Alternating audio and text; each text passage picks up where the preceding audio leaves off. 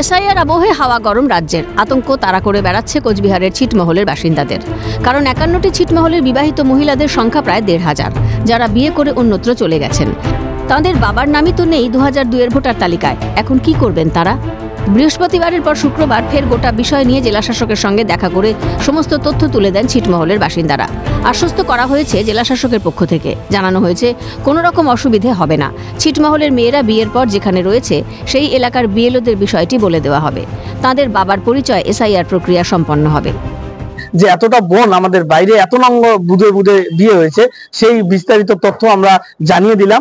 আমরা বললাম সেখানকার যারা বিএল আছে তাদের যেন জানিয়ে দিলে সুবিধা হয় যে তারা ছিটমহলের তাদের বাবা মার পরিচয় এবং সেই ছিটমহলের পরিচয় দিয়ে যেন এসআইআর করতে পারে সেই বোনগুলো, সেটা আমরা বলছি।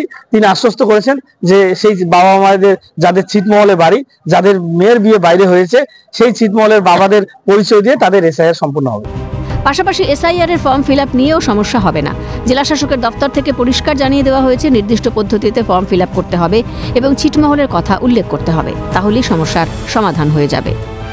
যারা আমরা ছিটমহলবাসী আছি, ১৪,০০০ ছিটমহলবাসী, সেই ছিটমহলবাসী যে ফর্মটা হয়েছিল সেখানে ছিটমহলে কোনো উল্লেখ ছিল না। সেই জন্য আমরা আশঙ্কা ভয়ে ছিলাম যে সেখানে আমরা কি লিখবো, কিন্তু মিনারা সবাই আশ্বস্ত করেছেন, মাননীয় মন্ত্রী মহোদয় আশ্বস্ত করেছেন জেলা সরকারের সঙ্গে কথা বলে যে ওই সিটের ফর্মের মধ্যেই আমরা শুধু ইনক্লেভ কথাটা লিখে দেবো, তাহলেই আমাদের যে সার্ভে লিস্ট আছে সেটা দিয়েই ছিটমহলের এসআইআর হয়ে যাবে।